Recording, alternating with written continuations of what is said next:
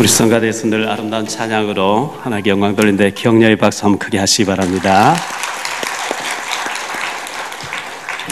우리 성탄절인데 옆에 사람 축복하십시다. 주의 평강이 함께하기를 바랍니다. 여러분들, 우리가 성탄절에 많이 부르는 109장 찬송을 한번 펴보시기 바랍니다. 109장입니다.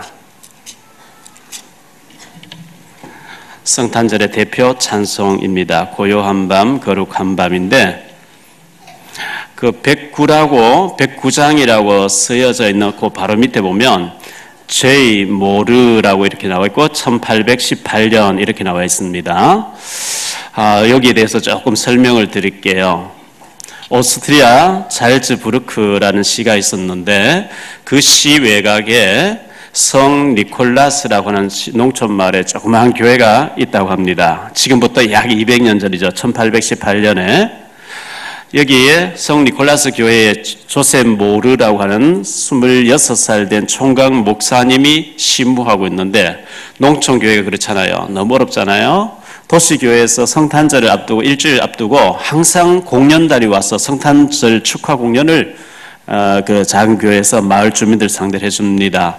아기 예수 탄생한 것도 성극으로 보여주고 또 찬송도 부르고 악기도 다루고 그렇게 해서 파티를 하고 다 떠나가고 나니 그 이제 마지막 시간에는 전 마을 주민들 다 이제 같이 파티를 하고 그게 해마다 전통이 되어져 있었는데 1818년에도 성탄절 일주일 앞두고 도시교회 공연단이 와서 오게 됐습니다. 그래서 온 성도들이 모여서 오늘 도시교회에서 축하 공연하기 위해서 우리 교회에 오니까 우리가 청소를 하자, 준비를 하자, 과일도 좀 준비하고 막 청소를 하는데 발로 밟는 풍금이 고장이 났어요. 그래서 잘츠부르크 시에 얼른 고칠 수 있는 기사를 불러가지고 온 마룻바닥에 고친다고 이렇게 뜯어놓고 난 뒤에 수습이 안 되고 고쳐지질 않아가지고 도저히 마룻바닥에서 할 수가 없어서 성도 집을 빌려가지고 집에서 공연을 했다고 합니다.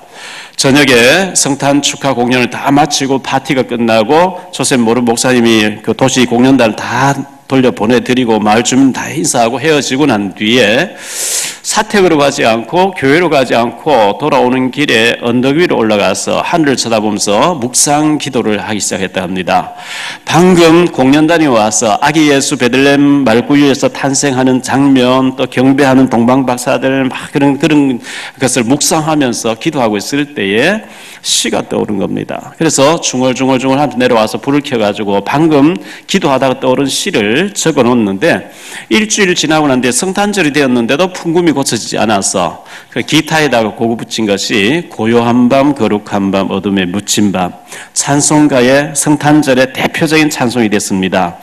우리가 살다 보면 고장날 때가 많이 있습니다. 이런 것도 고장나고 저런 것도 고장나고 경제에 건강에 여러 가지 문제, 사건 만났을 때 그 고장이 고장으로 끝난 게 아니고 그 풍금이 고장나기를 참 잘한 거예요. 풍금이 고장 안 났으면 성도 집을 안 갔고 성도 집을 안 갔으면 언덕 위로 올라가지 않았고 그 언덕 위에 올라가서 묵상기도 하는 가운데 방금 성극을 봤던 그 악의 예수가 말구이 탄생하는 것을 생각하면서 1800여 년 전에 베들레헴 마을의 말구이에서 예수님 탄생하는 것을 묵상하다가 그때 베들레헴 마을이 바로 지금 우리 잘츠부르크 이 성 니콜라스 마을 이 마을하고 닮았지 않겠느냐.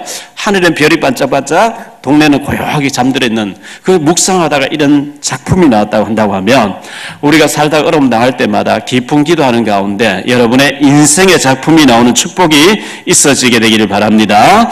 고장난 인생을 고치시는 우리 하나님. 마태복음 11장 28절에 수고하고 무거운 짐진 자들아 내게로 오라 내가 너희를 쉬게 하리라 주님께서 이렇게 말씀하셨고 출애굽기 15장 26절에 보면 나는 너희를 치료하는 여호와임이니라 이렇게 말씀하고 있어요. 하나님이 고치지 못할 일은 아무것도 없습니다. 아무리 인생이 망가져 있다 할지라도 주님 앞에 나오면은 주님은 치유하시고 수술하시고 회복해 주시는 줄 믿습니다. 올해가 2014년 12월 25일 역사의 기원 2014년이 됐다는 것은 예수님이 오신 지 2014년 됐다는 증거입니다. 예수 이전 시대를 Before Christ, BC 시대라 그러죠. 예수 이전 시대를 BC라 그러고 예수 이후 시대를 AD라고 합니다. 아도나이 도미네라고 하는 라틴어인데요. 예수 이후 시대. 그런데 주전, 예수 이전 시대는 BC라고 이렇게 반드시 기록하게 되어 있습니다. 다윗은 BC 1000년전의 사람입니다. 이사야는 BC 700년의 사람이었습니다. 그런데 BC는 반드시 그리스도 이전 이렇게 BC라고 쓰게 되어 있는데 신약에 AD라고 하는 말을 안 써도 신약 예수 이후 시대를 말하는 걸 이걸 우리가 아는 것처럼 그렇게 되어져 있습니다. 옛날에 한국에는 단기 4200 몇 년 이런 걸 썼습니다. 일본은 소화 몇 년 썼습니다. 나라마다 연도가 다 달랐습니다. 지금부터 한 100여 년 전에 프랑스 파리에서 전 세계 역사학자들이 다 모였습니다. 모여가지고 지금 막 전기가 개발되어지고 비행기가 개발되어지고 배가 막 빠르게 왔다 갔다 하는데 나라마다 연도가 다 다르니까 우리나라에서 몇 월 며칠 몇 시에 출발했는데 너네 나라 법으로 계산을 받으라. 연도부터 막 계산은 복잡해지니까 세계 공통적인 날짜를 정하자는 겁니다. 그래서 대부분의 예수 믿지 않는 불신자 역사학자들이 모였는데 어떤 걸 기준으로 해서 정해야 될 것인가? 이 땅에 나타나신 사람들 중에 가장 위대한 인물이 태어난 때를 기원으로 하자. 그러면 그분이 석가님이냐 공자님이냐 소크라테스냐? 당연히 예수 아니냐? 이래서 예수님이 이 땅에 오신 때를 기원으로 정해가지고 원래 2014년이 됐다는 겁니다. 거기에 대해서 한 사람도 토를 단 사람 없고, 왜? 사실이니까요. 이렇게 하나님이 역사 자체를 예수님이 이 땅에 오신 때를 기원을 해서 2014년을 돌리고 있는데, 제가 한 7, 8년 전에 KBS PD 추적 60분 팀 PD 권형만 PD를 통해서 제가 같이 평양에 들어가서 보니까요, 북한에서는 주체 몇 년 써요? 원래가 아마 주체 103년일 거예요. 김일성 태어난 때를 기원으로 하고 있어요. 그러니까 이게 앞뒤가 안 맞아요. 그 안에서는 통하는데 밖에 나오면 하나도 안 맞아요. 그러니까 저렇게 완전 고립되고 완전 망하고 있는 거예요. 왜? 전애들만 쓴다는 거예요. 그리고 김일성이 태양이래요. 그 태양절을 해서고, 미국에 웰리스라는 사람이 있었습니다. 100여 년 전의 사람입니다.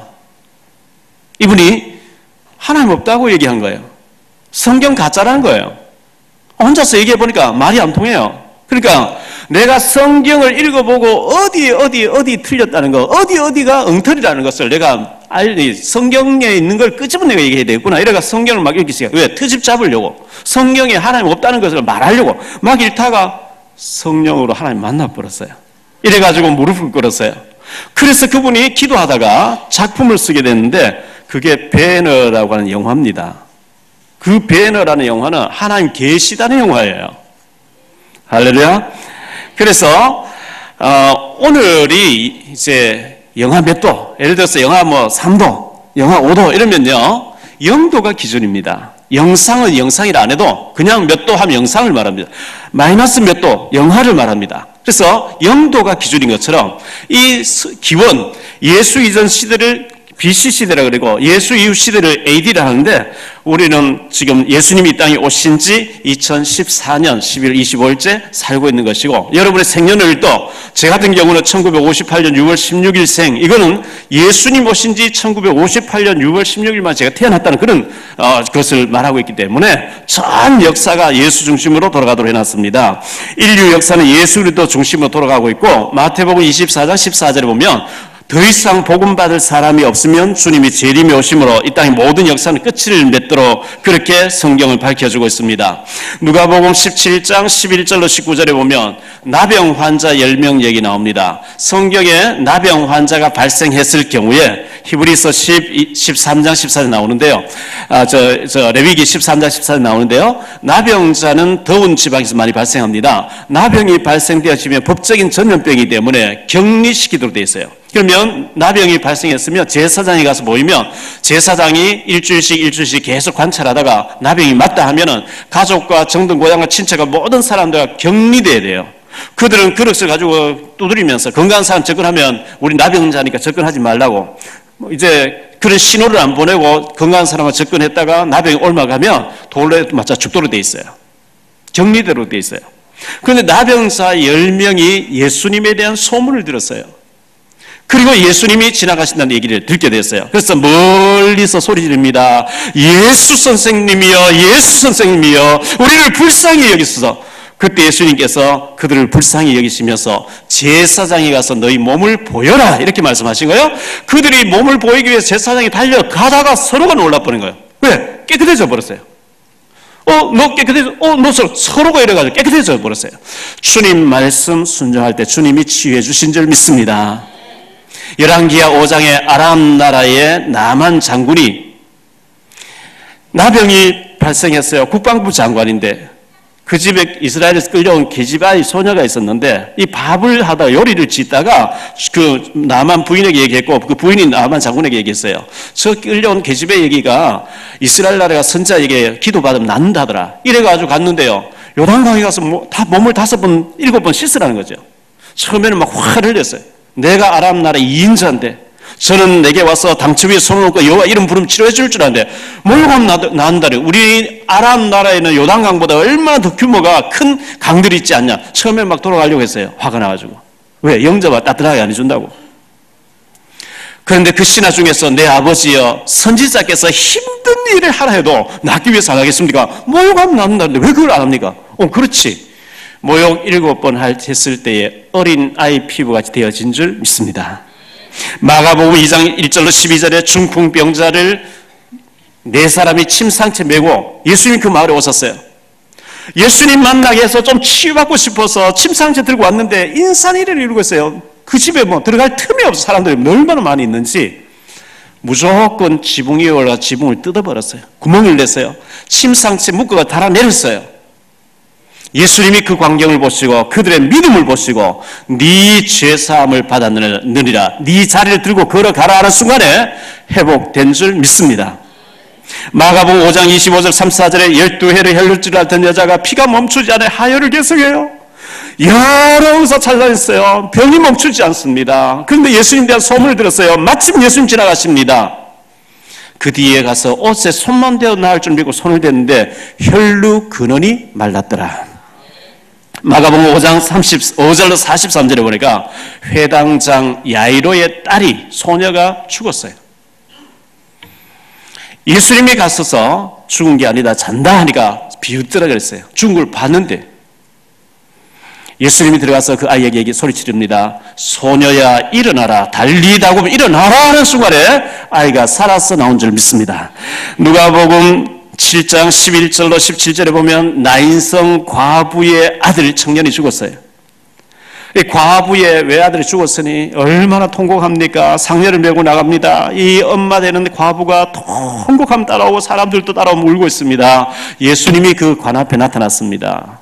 관에다가 손을 대면서 청년아 일어나라 하는 순간에 죽은 자가 살아서 나온 줄을 믿습니다. 누가복음 11장 1절로 44절에 저 예루살렘에서 오리 정도 떨어져 있는 베다니 마을에 나사로라고 하는 청년이 살고 있었어요. 병들었어요. 죽은 날의 얘기를 예수님 들었어요. 다른 데 사역하시다가 장례 치른 지 나흘 만에 무덤 앞에 예수님이 오신 거예요. 돌문을 옮겨놔라 그랬어요.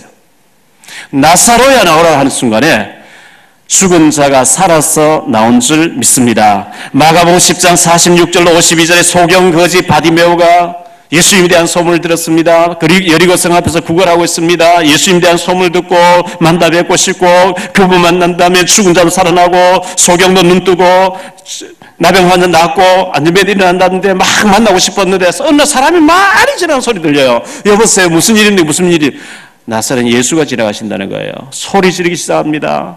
다윗의 자손 예수여 나를 불쌍히 여기소서. 다윗의 자손 예수여 다윗의 계속 소리 지르니까 옆에서 시끄러워 조용해. 더욱 소리 질러 이르되 다윗의 자손 예수여 나를 불쌍히 여기소서. 예수님이 발걸음 멈췄습니다. 저를 불러라 그럽니다. 안심하라 너를 부르신다. 겉옷을 던져버리고 예수님께 막 달려나갔어요. 예수님 묻습니다. 내가 네게 무엇 해주기를 원하냐? 주여 보기를 원합니다. 내가 능히 이 일 할 줄을 네가 믿느냐? 예 믿습니다. 그 순간에 그 눈이 열린 줄 믿습니다. 도대체 이 예수가 누구냐 이거야. 어찌해서 죽은 자도 살아나고 나병자도 낫고 중풍병 나라 완전히 회복되어지고 모든 사람이 살아났냐 말이죠. 무식했던 고기잡기 하던 베드로가 사도로 예수님의 제자로 부름받았습니다. 예수님 따라다니면서 많은 능력을 보았습니다.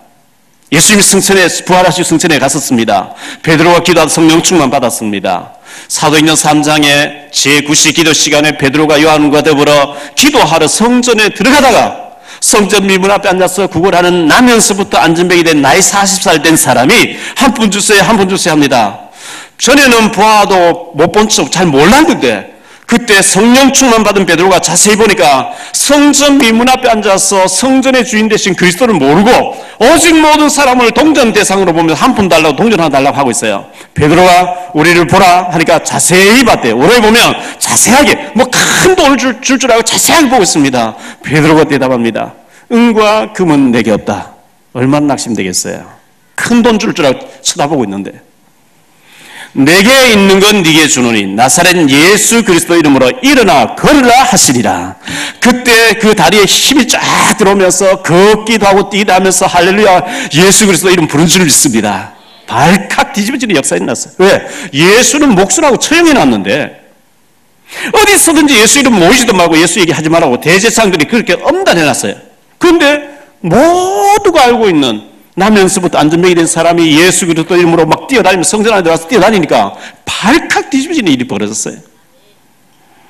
사도행전 9장 36절로 43절에 욥바에 다비다라는 여제자가 있었는데요. 그도 속옷을 지어서 어떤 사람에게 주면서 복음 전하고 제사 삼고 하는 사람이 병들어 죽었어요. 그곳에 베드로가 와 있다는 얘기 듣고 사람들이 베드로를 찾아가지고 막 그도 속옷을 보여주면서 이렇게 선한 일을 하고 예수 잘 믿던 이 다비다가 죽었는데 하니까요. 베드로가 무릎 꿇고 기도하다가 벌떡 일어나면서 다비다야 일어나라 하는 중간에 죽었던 이 다비다가 벌떡 일어나서 살아난 줄로 성경 기록하고 있고 그것을 저는 믿습니다.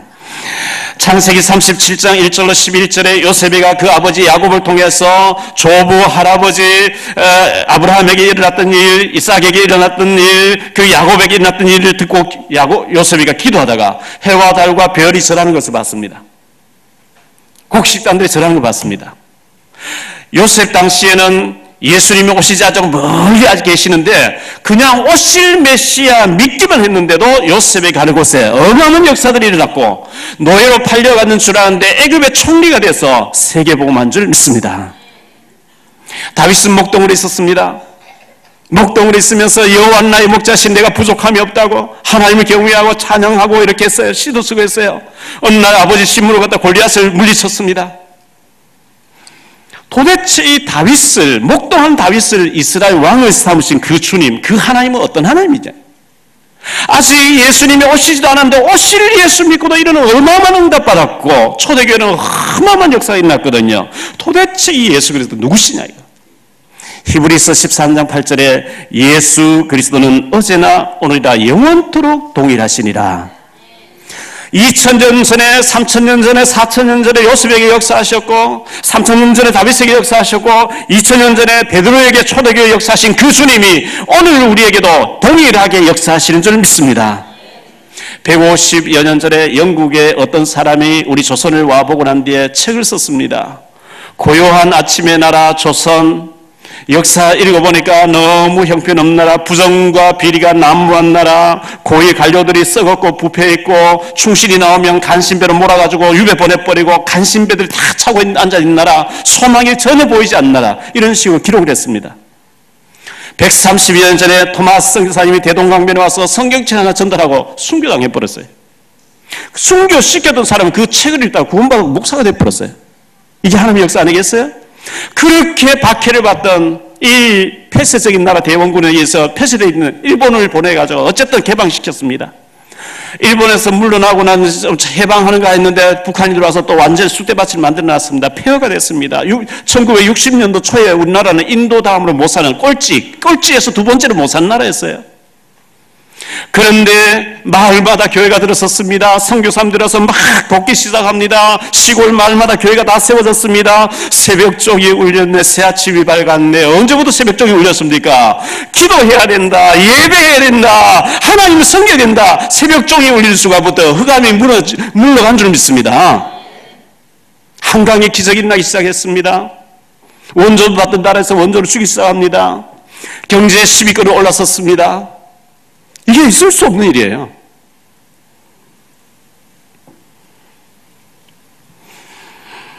세계 미국 다음으로 두 번째로 선교 많이 하는 나라가 됐습니다. 하나님이 축복하신 줄 믿습니다. 도대체 이 예수 그리스도가 누구시냐 이거예요. 우리나라가 지금까지 만약에 복음을 안 받았다고 하면 어떻게 됐을까요? 완전히 흑암이 덮여있는 나라, 가난한 나라, 못 사는 나라, 폐쇄적인 나라 돼 있겠죠. 저는 개인적으로 내가 복음을 안 받았으면 어떻게 됐을까? 벌써 죽었겠죠.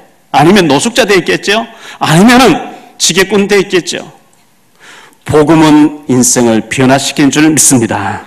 저는 무능하고 무식했고 무능력했고 무기력했습니다. 복음 받는 순간에 인생 혁명이 일어난 줄 믿습니다. 이단 사이비 적그리스도들은요 이렇게 얘기합니다. 성경에 12월 25일 날 예수님이 탄생했다는 기록이 어디 있냐 이거예요. 성경 어디를 봐도 예수님이 12월 25일 날 태어난다는 기록이 없는데 12월 25일 성탄절을 하는 저것들은 전부 잘못된 이단들이라고 이렇게 얘기합니다. 성경에 12월 25일 날 예수님 태어난 말이 없어요. 그럼 왜 12월 25일을 성탄절로 하느냐? 예수님 당시에 로마가 유대나라를 지배하고 있었어요. 유대나라는 속국이었어요. 로마에 10명의 황제가 일어나서 기독교인들 말살 정책을 씁니다. 지금 북한에서 예수 믿는 사람 다 잡아 죽이는 것 같이 예수 믿는 사람 다 잡아 죽여요. 그들은 순교당하면서도 계속 가서 복음 전하다가 주 313년에 콘스탄틴 대제가 황제가 되는 순간에 보니까 전부 예수 믿는 사람이에요. 그래서 기독교 국가를 선언을 하게 됩니다. 기독교 국가, 태양신을 섬기던 그 로마의 사람들이 태양신을 섬기던 날이 12월 25일입니다.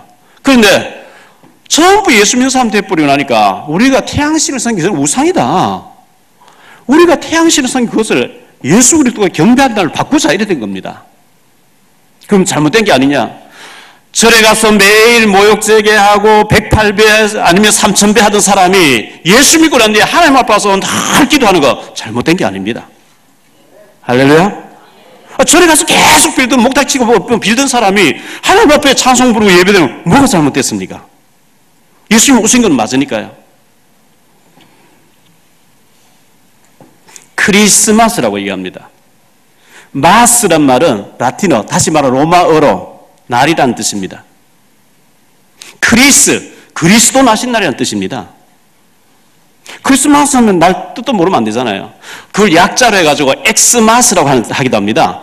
크리스토스, 헬라어의 크리스토스 할 때 엑스로 시작됩니다.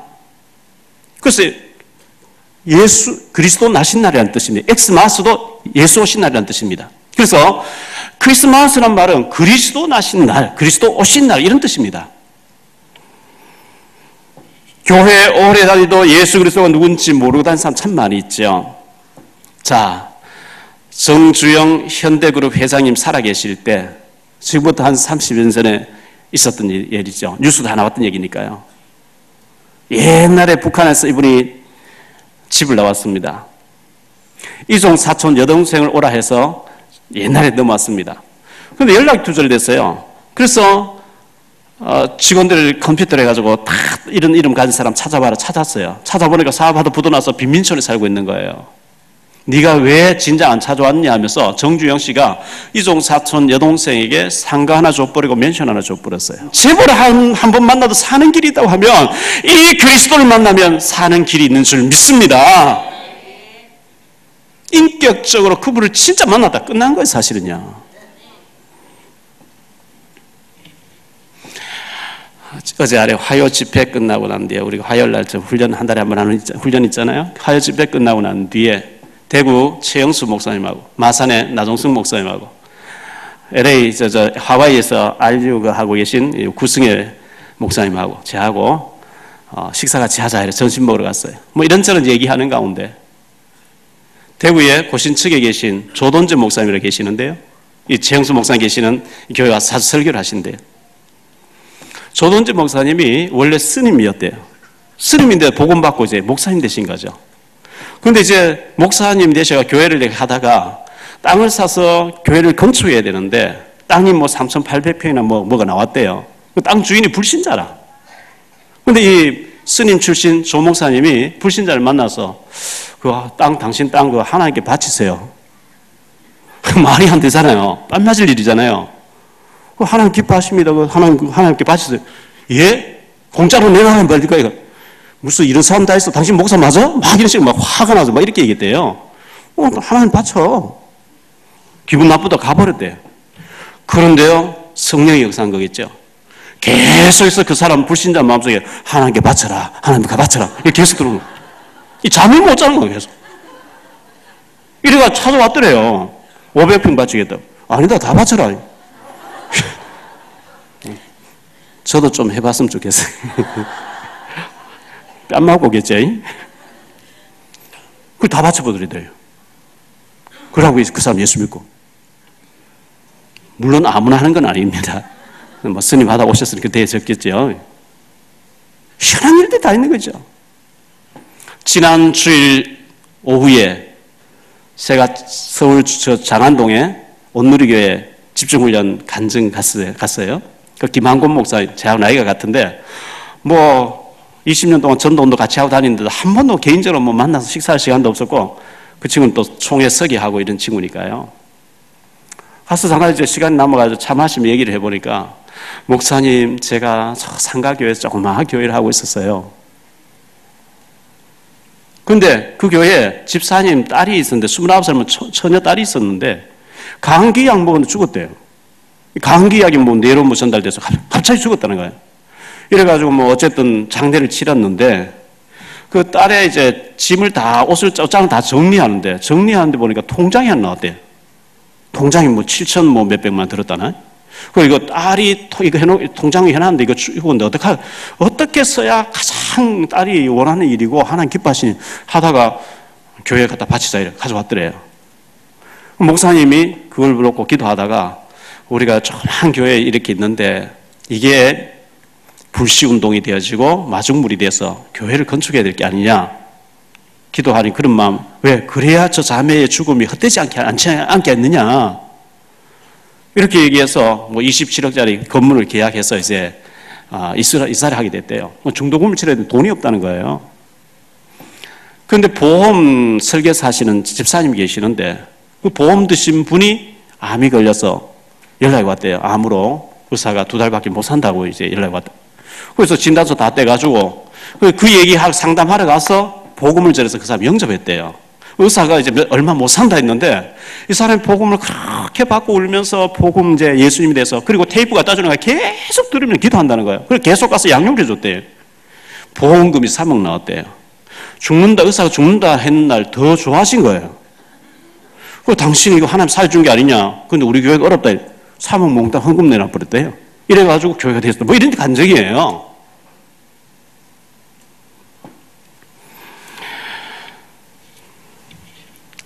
지금도 주님은 살아계시며 역사하시는 줄 믿습니다. 자, 이 시간 3가지를 좀 말씀드리려고 하는 첫째, 예수 그리스도입니다. 예수라고 하는 것은 이름입니다. 어떤 사람은 예수는 성이고 그리스도는 이름인 줄 아닙니다. 예수는 이름입니다. 박근혜는 이름이고 대통령은 직분이고 정홍원은 이름이고 총리는 직분이고 박용변은 이름이고 목사는 직분인 것처럼 예수는 이름에 해당하는 겁니다. 아들을 낳으니 이름 예수라 하라 그러죠. 원래 인간이 하나님과 더불어 행복하게 에덴 동산에서 하나님 누리며 살도록 지음받았어요. 고기는 물속에서 살아야 돼요. 물 떠나면 죽어요. 나무는 흙에 뿌리 박고 살아야 돼요. 흙을 떠나면 죽어요. 새는 공중에 날아다니면서 대기권 속에서 인간은 하나님 형상대로 지음받았기 때문에 하나님과 더불어 하나님 안에서 하나님과 교제하며 하나님 누리며 살도록 지음받았어요. 그런데 타락한 천사, 하나님과 사람 사이 신분하도록 지음받은 천사 중에 3분의 1이 하나님께 도전했다는 얘기 나옵니다. 하나님 저주하셨습니다. 그걸 보고 사탄 또는 마귀 또는 귀신이 합니다. 눈에 보이지 않는 이 악한 영이 뱀 속에 들어가서 아담 하와를 유혹합니다. 네가 선악과 따먹으면 하나님 된다. 먹어라. 하나님 말씀에는 선악과 볼 때마다 마귀가 있다. 너는 하나님 안에서 누려야지 마귀 따르면 안 된다. 그런데 반대에 되는 얘기합니다. 네가 선악과 먹으면 하나님 된다. 이래서 아담 하와가 선악을 따먹고 하나님 떠나버렸습니다. 그래서 인간의 모든 문제의 뿌리를 파고 들어가면 하나님 떠나서 저주에 빠진 겁니다. 그리고 사단에게 장악됐습니다. 그리고 지옥 가야 됩니다.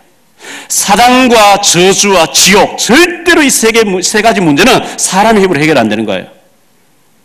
그래서 예수님은 예수라고 하는 이름의 뜻은 아들을 낳으니 이름을 예수라라. 이는 자기 백성을 저희 죄에서 구원할 자라. 마태복음 1장 21절에 구원자라는 뜻입니다. 하나님의 구원자라는 뜻입니다. 어디에서 구원한단 말이냐? 저주에서.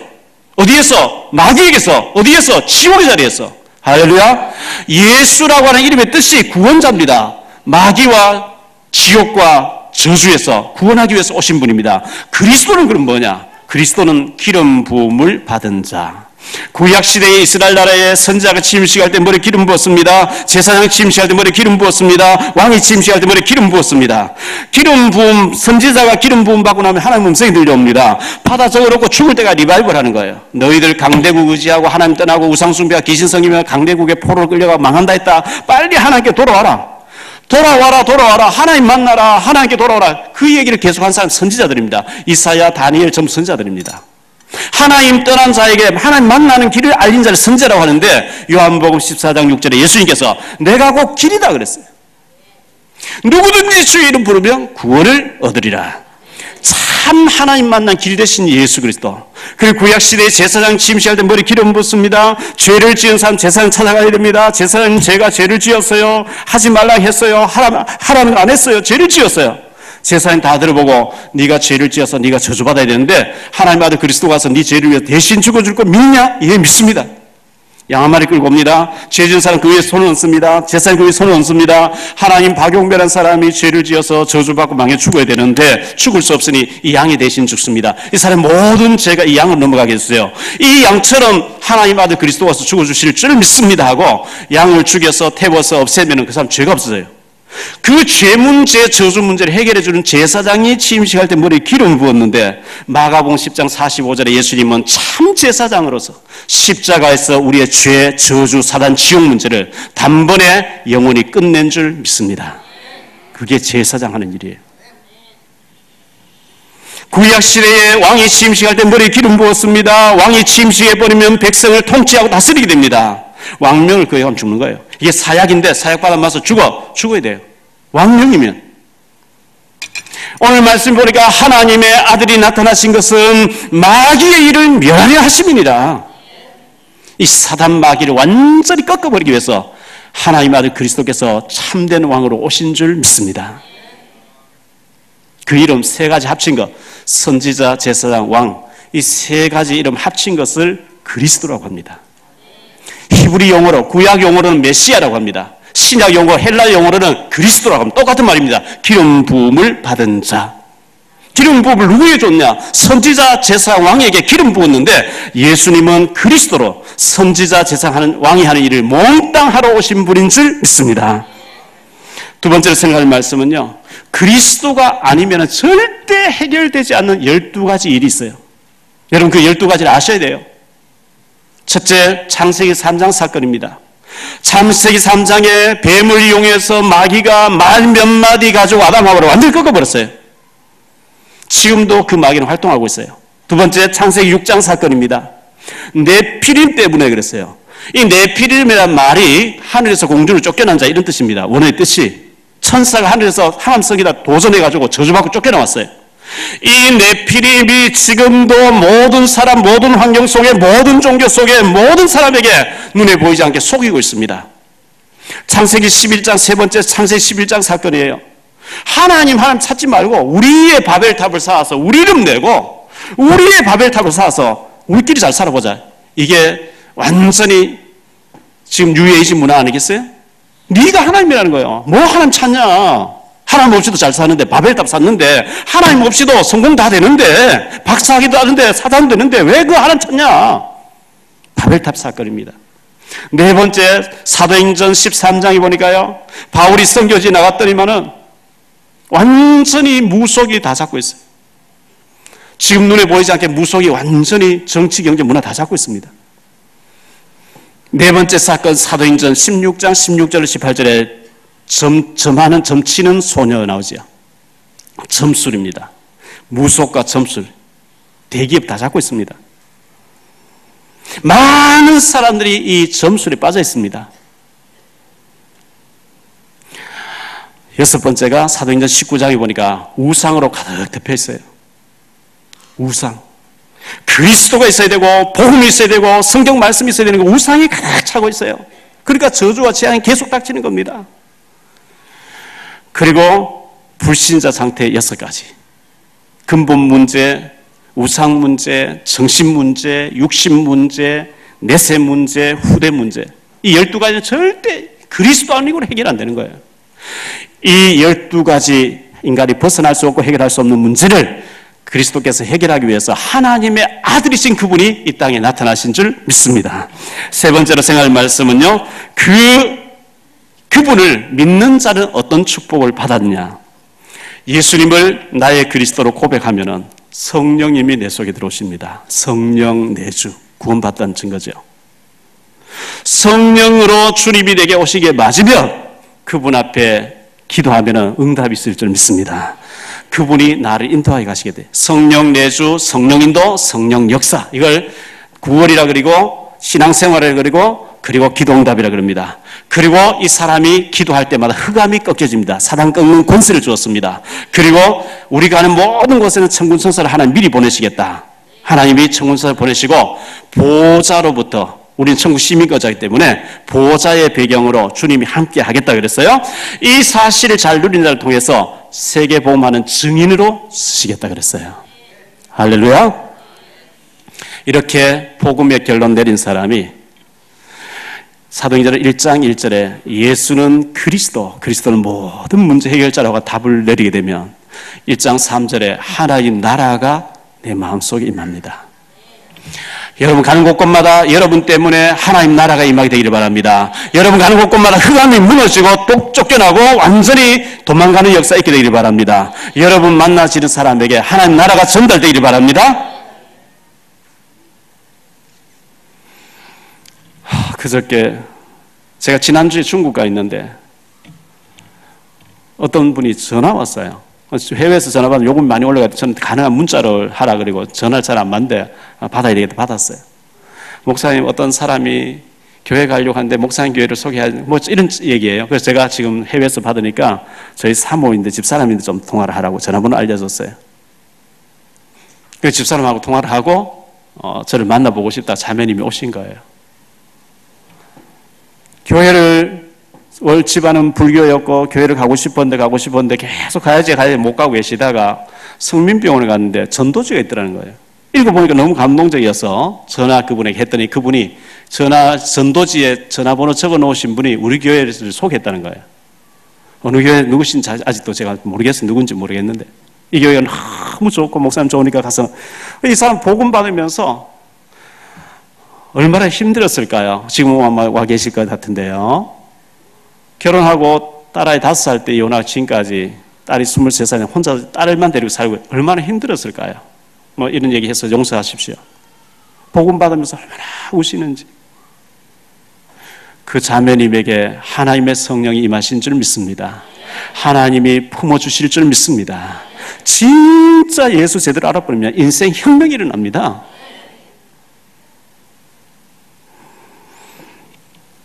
초대교회는 가난했습니다. 얼마나 가난했냐? 사도행전 6장에 보면 구제품 서로 받으려고 싸움 붙었어요.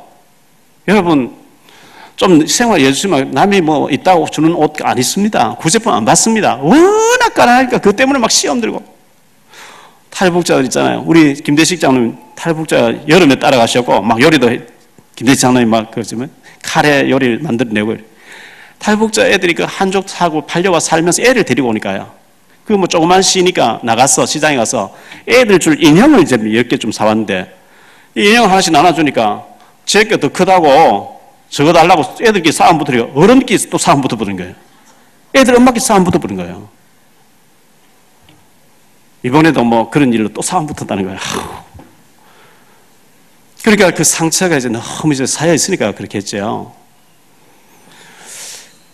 그런 초대교회 그런 가난한 사람들 120명의 예수님은 너희가 몇 날이 못돼 성령 받을 것이고 성령 충만 받으면 땅 끝까지 복음대로 날아갈 것이라 말이 안 되는 얘기를 하신 것 같아요. 그런데 성령 충만 왔어요.